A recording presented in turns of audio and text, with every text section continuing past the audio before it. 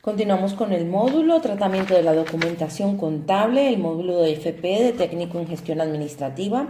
Hoy empezamos con el tema 2, la preparación de la documentación contable, las obligaciones legales, preparación de la documentación, soporte de los hechos contables. Debido a que la actividad comercial cada día es más intensa y compleja, es necesaria la presencia de documentos escritos que justifiquen los acuerdos realizados, lo que implica emitir y recibir una multitud de documentos diferentes. Para ello debemos analizar toda esta documentación contable y mercantil. Esta documentación es cualquier comprobante por escrito en el que tenemos constancia de los movimientos que se llevan a cabo en nuestra empresa en su actividad, de acuerdo con las disposiciones legales. Los objetivos de la documentación mercantil y contable son: primero, reflejar la relación que existe entre las partes que llevan a cabo una operación comercial. Segundo, demostrar que ha existido tal relación. Tercero, servir de base para contabilizar dichas operaciones. Y cuarto, proporcionar un control para la empresa que realiza tales operaciones. Los documentos mercantiles se deben elaborar en el momento en que se realiza la operación comercial y pueden ser desde el simple comprobante de una compra con la tarjeta de crédito hasta una complicada escritura de compraventa de un local comercial. A la hora de contabilizar las operaciones comerciales se tomarán los datos necesarios de estos documentos mercantiles y a continuación se procederá a efectuar los asientos correspondientes en el libro de diario. Los documentos justificantes mercantiles son aquellos documentos que fundamentan las variaciones patrimoniales y son utilizados para realizar asientos contables, como hemos dicho, y sirven como prueba formal de que ha existido variaciones reales en el patrimonio. Entre los documentos más significativos que tenemos los documentos relacionados con el proceso de compraventa, los relacionados con pagos y cobros en la compraventa, los relacionados con el almacén, los relacionados con el ámbito laboral, los relativos a prevención de riesgos laborales y los relativos al pago de impuestos. En cuanto a los documentos relacionados con el proceso de compraventa, tenemos pedidos, albaranes, facturas. En cuanto a los documentos relacionados con los pagos y cobros de la compraventa, recibos, letras de cambio, cheques, transferencias bancarias. En los documentos relacionados con el almacén tenemos la ficha de almacén que refleja la variación o valoración de las existencias. En cuanto al ámbito laboral, tenemos documentos como los recibos de nómina, los TC1, TC2, documentación relativa a la prevención de riesgos laborales. En los documentos de pago de impuestos tenemos la liquidación del IVA 303, documentos de retenciones del IRPF, impuestos sobre sociedades, y luego tenemos otro tipo de documentos, pueden ser recibos de pago, cobros de alquiler, recibos y extractos bancarios, pólizas de seguro, contratos de compraventa. Y no me he detenido a explicar a fondo cada uno de ellos porque en los vídeos que vamos a realizar o vamos a ver sobre el programa de contabilidad, vamos a empezar a ver estos documentos en la práctica, uno a uno, lo que son facturas, las nóminas, los documentos relativos al IRPF. Entonces lo vamos a ver más detenidamente. Si queréis leerlo, pues detened el vídeo y lo vais viendo. En cuanto a la organización, el archivo de los documentos justificantes mercantiles para los fines de la contabilidad, estos deben ser conservados no solo por razones lógicas, sino también por ley, pues está regulado en los artículos 30.1 y 30.2 del Código de Comercio. Este código establece: 1. Que los empresarios conservarán los libros, correspondencia, documentación y los justificantes concernientes a su negocio debidamente ordenados durante 6 años, a partir del último asiento realizado en los libros, salvo lo que establezca por disposiciones generales o especiales, lo que se establezca. 2.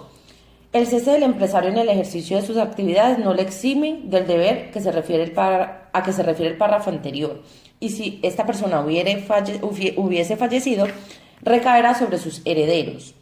En caso de disolución de la empresa o de la sociedad, serán los liquidadores los que están obligados a cumplir con lo prevenido en ese párrafo.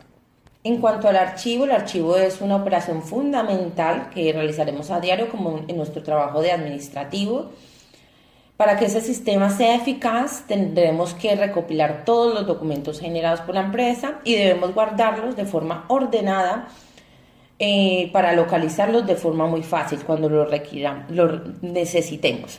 Existen muchos métodos para organizar la documentación que se genera en la actividad comercial. Aquí vamos a ver uno de los más comunes, que es agrupando por tipos de factura o tipos de documento. Tenemos agrupación de facturas de proveedores, luego las facturas de cliente, los registros de efectos, donde es conveniente llevar un registro de todas las letras de cambio giradas a los clientes con pago aplazado, en el que se muestran los datos más relevantes de cada efecto, como el nombre del cliente, el vencimiento de la letra, el importe, etc.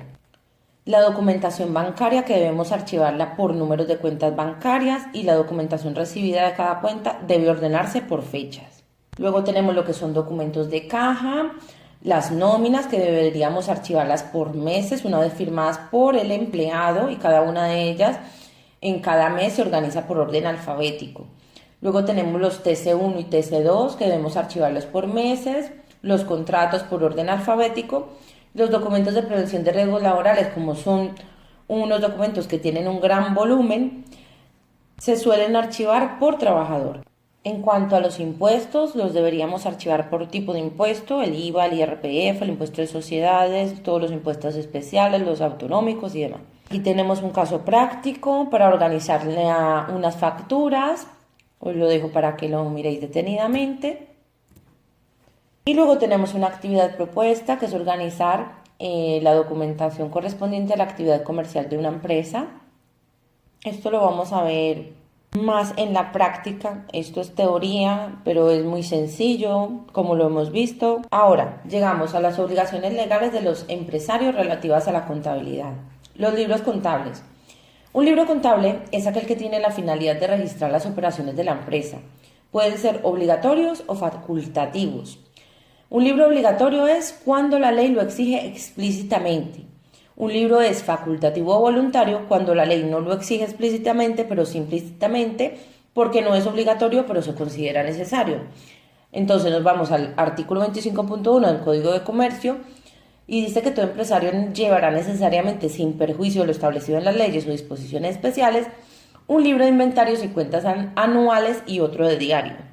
El artículo 26 del Código de Comercio nos dice que para las sociedades mercantiles un libro de actas o libros de actas se establece como obligatorio.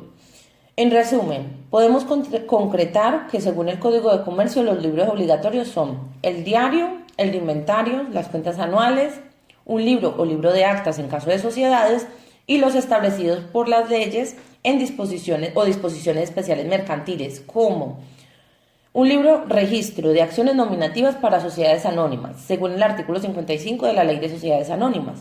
Un libro registro de socios en las sociedades de responsabilidad limitada, según lo establecido en la Ley de Sociedades de Responsabilidad Limitada en su artículo 27. Un libro registro de socios, un libro registro de aportaciones al capital social, libros de actas de la Asamblea General, del Consejo Rector, de los liquidadores, del Comité de Recursos y de las juntas preparatorias, un libro de inventarios y cuentas anuales y un libro de diario, y cualquiera otros que exijan las disposiciones legales según establece la Ley 27/1999 General de Cooperativas en su artículo 60 para las cooperativas. La legalización de los libros contables consiste en presentarlos en el registro mercantil para que antes de su utilización se extienda el primer folio de cada uno una diligencia firmada por el registrador, y en todas las hojas de cada libro el sello del registro mediante impresión o estampillado según el artículo 27 del Código de Comercio. Aunque nos dice también que los libros pueden legalizarse después de su utilización, cuando menciona que será válida, sin embargo, la realización de asientos y anotaciones por cualquier procedimiento idóneo sobre hojas que después serán encuadernadas correlativamente para formar los libros obligatorios, los cuales serán legalizados antes de que transcurran los 4 meses siguientes a la fecha de cierre del ejercicio. Ahora pasamos a la forma de llevar la contabilidad y conservación de los libros. Según el artículo 25.1 del Código de Comercio, la contabilidad debe ser llevada directamente por los empresarios o por personas debidamente autorizadas, sin perjuicio de la responsabilidad de aquellos.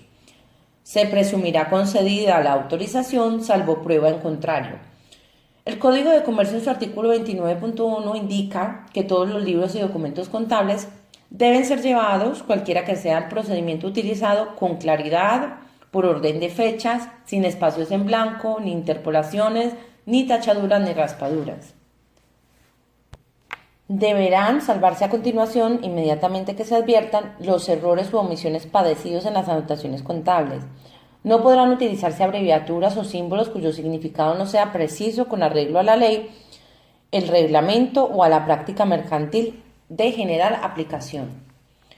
Como ya hemos mencionado anteriormente en el artículo 30.1 del Código de Comercio, se nos dice que los empresarios deben conservar los libros, correspondencia, documentación y justificantes concernientes a su negocio debidamente ordenados durante 6 años, a partir del último asiento realizado en los libros, salvo lo que se establezca por disposiciones generales o especiales. En cuanto al valor probatorio, comunicación y exhibición de los libros, según el artículo 31, el valor probatorio de los libros de los empresarios y demás documentos contables será apreciado por los tribunales conforme a las reglas generales de derecho. Continuamos con artículos del Código de Comercio. En el 32.1 se nos dice que la contabilidad de los empresarios es secreta, sin perjuicio de lo que se derive de lo dispuesto en las leyes. Estamos viendo todos estos artículos porque es muy importante conocer la legislación del Código de Comercio en cuanto a las obligaciones y demás, en caso de trabajar en gestorías, para que nosotros podamos asesorar a nuestros clientes. Y recordar que siempre las leyes se van actualizando, tenemos que intentar ir a los boletines oficiales para ir actualizando todos los artículos.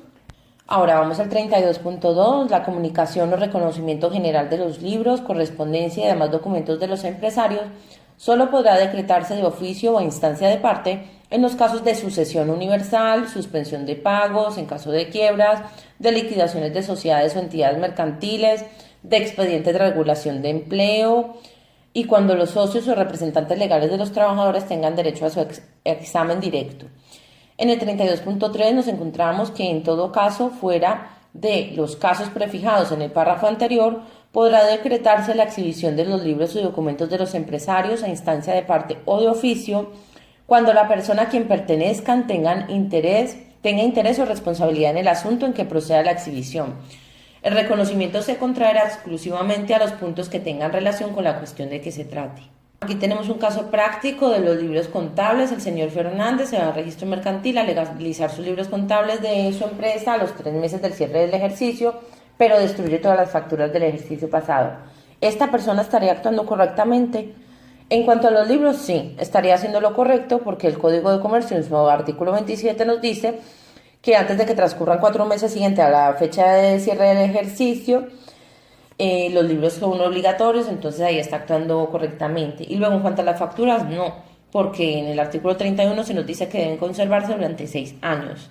En cuanto a las cuentas anuales, tenemos en el artículo 25 que todo empresario debe llevar una contabilidad ordenada, adecuada a la actividad de su empresa, que deba permitir un seguimiento cronológico de sus operaciones, así como una elaboración periódica de balances e inventarios. Llevará necesariamente, sin perjuicio de lo establecido en las leyes o disposiciones especiales, un libro de inventarios y cuentas anuales y otro de diario. El artículo 28.1 nos dice que el libro de inventarios y cuentas anuales se abre con el balance inicial detallado de la empresa y al menos trimestralmente se transcribirán con sumas y saldos los balances de comprobación. Se transcribirán también el inventario de cierre de ejercicio y las cuentas anuales. En el artículo 34.1 del Código de Comercio se indica que al cierre del ejercicio el empresario tiene que formular las cuentas anuales de su empresa que comprenden el balance, la cuenta de pérdidas y ganancias, un estado que refleje los cambios en el patrimonio neto del ejercicio, un estado de flujos de efectivo y la memoria. Todos estos documentos forman una unidad. El estado de flujos de efectivo no será obligatorio cuando así lo establezca una disposición legal. Por tanto, las cuentas anuales de las pequeñas y medianas empresas comprenden el balance, la cuenta de pérdidas y ganancias, el estado de cambios en el patrimonio neto y la memoria. Estas empresas podrán incorporar en sus cuentas anuales un estado de flujos de efectivo que se elaborará y presentará de acuerdo con lo establecido en el Plan General de Contabilidad. En cada apartado del artículo 35 se recogen aspectos relativos a cada una de las cuentas anuales. En el 1, el balance. En el apartado 2, la cuenta de pérdidas y ganancias. En el 3, el estado de cambios en el patrimonio neto. El 4, el estado de flujo de efectivo. En el apartado 5, la memoria. y en los apartados 6, 7 y 8 aspectos relativos a todas las cuentas anuales. En cuanto a la formulación de las cuentas anuales, la normativa sobre formulación de cuentas anuales se regula en el artículo 171.1 del texto refundido de la Ley de Sociedades Anónimas.